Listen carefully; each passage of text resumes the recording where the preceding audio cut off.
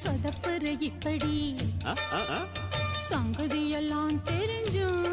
ஏயா சொதப்புற இப்படி சொர்க்க வாசல் கதவு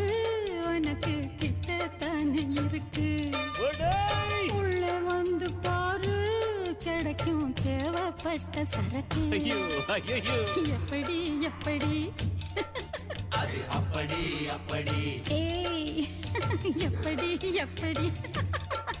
அது அப்படி அப்படி